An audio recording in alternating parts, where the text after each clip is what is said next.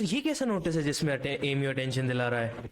MU attention, ओहो, तो ये तो जो बच्चे एमयू 11th इंट्रेंस का भी 2025 में एग्जाम दिया था बच्चों ने, उनके लिए खुशखबरी है। खुशखबरी ये है कि अक्सर क्या होता था कि पहले 11th सेल्फ फाइनेंस का फॉर्म अलग आता था, तो इस बार मतलब पिछली 2024 से जो आप बच्चे फॉर्म भरते हैं उसी के साथ ही 11th इंट्रेंस सेल्फ फाइनेंस का भी ऑप्शन टिक हो जाता है। असल में सेल्फ फाइनेंस होता है क्या है कि जो अलग से क्लास होती है दोपहर में, मतलब पूरा सारी फैसिलिटी सेम मिलती है, बस हॉस्टल नहीं मिलता, उसी को सेल्फ फाइनेंस एमयू बोलते हैं। फीस भी ज्यादा होती है, याद रखिएगा। तो जिन बच्चों ने 2025 का फॉर्म भरा था, फॉर्म के अलावा जिन्होंने टेस्ट भी अटेम्प्ट करा था, याद रखिएगा, जिन लोगों ने टेस्ट भी अटेम्प्ट किया था उनके लिए एक नोटिस है। नोटिस कब आया? अभी आपका 28 जून में। तो नोटिस में ये लिखा हुआ है कि भाई साहब, जिन लोगों ने फॉर्म भरा लेकिन उसमें सेल्फ फाइनेंस टिक करना भूल गए थे, उनके लिए एमयू ने दोबारा से ऑप्शन खोल दिया है। लेकिन सर जी, इंटर्नशिप मिलती है। हाँ, इसमें इंटर्नशिप भी मिलेगी सेल्फ फाइनेंस में, लेकिन एक इसमें घोटाला भी है। घोटाला ये है कि जब आप फॉर्म के साथ आपने सेल्फ फाइनेंस भरा होगा, उसमें आपके सिर्फ 200 रुपए चार्ज एक्स्ट्रा जा रहे थे। अब भैया आप भूल गए हैं तो उसका हर्जाना भी भरना पड़ेगा, तो इसमें आपको 500 रुपए देने होंगे। फॉर्म कैसे फिल होगा? बहुत आसान है। आपको एमयू कंट्रोलर की वेबसाइट में जाना है और वहां एक एप्लीकेशन फॉर्म का ऑप्शन होगा, मतलब जैसे आपने पहले फॉर्म भरा था उसी ऑप्शन में जाना है। ऑप्शन में जाने के बाद सर आपको उस पर अपनी ईमेल आईडी जिससे आपने फॉर्म भरा था उसे फिल करना है। वहां आपका एक ऑप्शन आएगा, बस वहां आपको 500 रुपए देकर बस अपनी लिस्ट का वेट करना है। और अब आपको बता दें कि आपको जो ऑप्शन है कब से कब तक अवेलेबल रहेगा।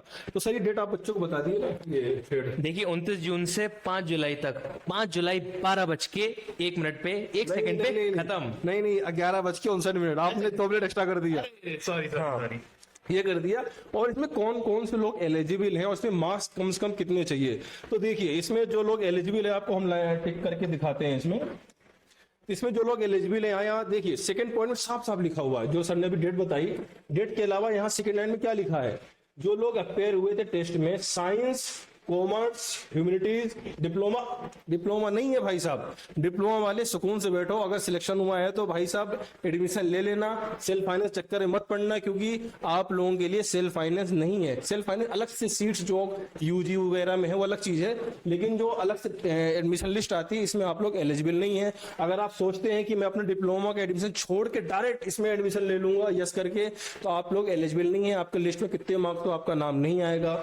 और उनके लिए भी है जिन लोगों का 11th रेगुलर में नाम आ चुका है, और उनके लिए भी जिनकी इतनी वेटिंग है कि हो सकता है क्लियर वहां तक हो जाए, तो उन लोगों का भी सेल्फ फाइनेंस में नाम नहीं आएगा। इसकी लिस्ट भी अक्सर तब आती है जब रेगुलर की जो एडमिशन लिस्ट प्रोसेस पूरा हो जाता है, उसके बाद इसकी लिस्ट आती है। इसलिए कि जिनको एडमिशन लेना होता है बच्चों को एडमिशन ले लेते हैं। अगर आप इस गलत फहमी में है कि भाई साहब एडमिशन छोड़ दे रहे सेल्फ फाइनेंस में हो जाएगा, तो आपका एडमिशन नहीं होगा। भले ही आप एडमिशन नहीं ले, अगर आपका नाम लिस्ट में है, भले ही वेटिंग में हो, लेकिन वेटिंग में यहाँ तक ही अगर क्लियर हो गई है तो वहां तक नाम नहीं आएगा, उसके ऊपर वालों के चांस बढ़ जाते हैं। लेकिन जरूरी ये नहीं है कि अगर आपकी वेटिंग है तो आपका 100% ही सेल्फ फाइनेंस में आपका नाम आ जाएगा। ये आपकी गलत फहमी है। इसकी पूरी लिस्ट ही मेरिट ही अलग बनती है। और जैसे एग्जाम्पल तौर पे सीट तो अच्छी खासी होती है, 500 600। इसमें क्या है कि जैसे एग्जाम्पल तौर पर 100 सीटें हैं, सीट ज्यादा होती है लेकिन एग्जाम्पल तौर पर बता रहे हैं, तो इसमें से 80 सीटें इंटरनल की और 20 सीटें एक्सटर्नल की। इसमें भी एक ट्विस्ट सर ये है कि एज एक्सटर्नल आपको कम से कम 15 नंबर चाहिए इस पे एलिजिबल होने के लिए। मतलब इस पे अगर आप कंसीडर करना चाहिए। इंटरनल को नहीं चाहिए? इंटरनल तो भैया मौज करे, उसका तो 9 नंबर में 8 नंबर में हो ही जाता है, इसलिए पढ़ता भी नहीं है। आपने देखा होगा डीजी क्लासेस में जो रैंक आई है बच्चे की, वो एक्सटर्नल है। इसकी सेकंड रैंक आई है, तो एक की थर्ड रैंक आई है जो अभी इसी 2025 में, वो सब एक्सटर्नल बच्चे हैं। इंटरनल मौज में रहता, बहुत इंटरनल पढ़ते नहीं, फर्स्ट रैंक भी आती है, ऐसी बात नहीं है। हाँ, तो आगे बढ़ते हैं। आपको मतलब मामला यहाँ क्लियर हो गया होगा। अगर कोई दिक्कत है तो दिए गए व्हाट्सएप नंबर आपको नीचे लिख दिया है। क्या मतलब आप ये कहना चाह रहे हैं घर की मुर्गी दाल बराबर? हाँ, घर की मुर्गी दाल बराबर, पढ़ते नहीं है बिल्कुल भी। बहुत से ऐसे भी हैं जो बहुत शानदार परफॉर्मेंस करते हैं, लेकिन मैंने अभी 70-80% लोगों को देखा है जो भैया बस ऐसे पढ़ते हैं कि जिसमें एडमिशन हो जाएगा ले लेंगे। उनका कोई मतलब वही नहीं है, एम ही नहीं है। ये कहीं ना कहीं आप ये कह सकते हैं कि यूनिवर्सिटी का एक लूप होल है कि काउंसलर ऐसे नहीं बैठाया गया है कि बच्चों को कैसे क्या करना है किया जाए, इसलिए डीसी क्लासेस है उसके लिए भी। अच्छा। हाँ, ठीक है। और देखिए यहाँ पे जो अभी हमने शुरू में बताया, इसमें एक चीज देखिए, ये बहुत जरूरी है आपके लिए। इसमें साफ साफ लिखा है दोज हु हैव ऑलरेडी, मतलब अगर वो बच्चे जिन्होंने फॉर्म भरते वक्त ऑलरेडी टिक कर दिया था, ये उनके लिए नहीं है। वो सुकून से बैठे लिस्ट का वेट करें। जो बच्चे रह गए थे वो भैया 300 रुपए एक्स्ट्रा वसूली देकर यानी 500 रुपए देकर इस फॉर्म को भरें और जो ऑलरेडी भर चुके थे उनकी लिस्ट में शामिल हो जाएं।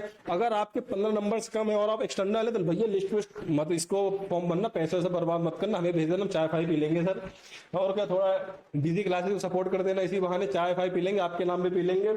और हमें भी ना देना तो डीजी क्लासेस के एंड में क्रैश कोर्स जो आते हैं 500 रुपए में, वो ज्वाइन कर लेना, ऐश करना, तैयारी कर लेना क्रैश कोर्स वाला, बहुत सस्ता होता है। ठीक है सर। सर ये समझ में आ गया होगा बच्चों के? नहीं लग तो रहा है। हाँ, अगर नहीं भी समझ में आया हो तो ये हमारा भैया व्हाट्सएप नंबर, आप इससे मैसेज करिए, आपकी पूरी गाइडेंस करा जाएगा कैसे क्या करना है, क्या नहीं करना है, क्या एलिजिबिलिटी क्राइटेरिया है। और फॉर्म अगर आपसे नहीं समझ में आ रहा तो हम वो भी बताएंगे आपको। और डीजी क्लासेज ने अपने 2026 के बैच भी लॉन्च कर दिए हैं, जो कि 28 जुलाई से बैच स्टार्ट हो रहे हैं। उसकी फीस भी बहुत शानदार कॉल है। उठ जाएगी, ये ऐसी दिया है नंबर? अरे कॉल, इस पे कॉल उठे ना उठे, मैसेज के रिप्लाई 100% आता है। और कॉल इतनी आती है कि एक लिमिट पूरी हो जाती है तो हम लोग बैक कॉल अलग से करते हैं बैठ के, पूरा दिन ही समझ इतनी कॉलें आती हैं। क्योंकि बहुत सी काउंसलिंग की आती है, एडमिशन की तो नॉर्मल चीजें आती रहती हैं, बहुत कॉलिंग आती है उसके लिए। तो 28 जुलाई से बैच स्टार्ट हो रहा है सर, उसके बारे में बच्चों को अलग से बताएंगे। ठीक है, तो फिलहाल ये है। अगर इसमें कोई आपको दिक्कत आए तो हमें मैसेज करिए, हम आपको गाइड करेंगे। बहुत ही अच्छा मौका है ये। इसमें अगर कोई आपको डाउट हो तो हमें मैसेज करिए, आपको हम पूरा क्लियर करेंगे। और एक बार और बता देंगे, सेल्फ फाइनेंस में हॉस्टल नहीं मिलता है। इसकी फीस जो होती 27,000 थी अब तक 2024 तक। इस बार क्या होगी देखने लायक होगा। उम्मीद है 27,000 यानी 27,000 1 ईयर का ऐसे ही आपको 12th में देना होगा। अगर जो बच्चे जिनका रेगुलर में नाम आता है यानी सेल्फ फाइनेंस के अलावा जो नॉर्मल लिस्ट में नाम आता है, उनकी फीस बहुत कम होती है। आपकी 11th की 8,000 करीब होती है पूरे एक साल की, और यहाँ 27। जैसे बच्चा 12th में पहुंचता है उसकी होती है 3 से 5,000 के बीच में होती है, लेकिन 12th में सेल्फ फाइनेंस होगी 27। ठीक है, तो रेगुलर के अपने फायदे भी हैं, हॉस्टल भी है, लेकिन इंटरनलशिप आपकी सेम मिलती है। यहाँ के जो हॉस्पिटल के फायदे हैं और भी मतलब सारी चीजें सेम है। हॉस्पिटल का फायदा तो अलग ही है। हॉस्पिटल का फायदा अलग है, अपने आप को ले आना, ये नहीं कि दोस्त यारों को लाइक अपने आई कार्ड से दिखाओ। बस सांस नहीं निकले तो पूरा यहीं देख लेगा। हाँ, साथ में देख लेगा। खैर चलिए मिलते हैं, कोई दिक्कत हो भैया साहब मैसेज कर लो, हम बैठे हुए हैं आपके लिए।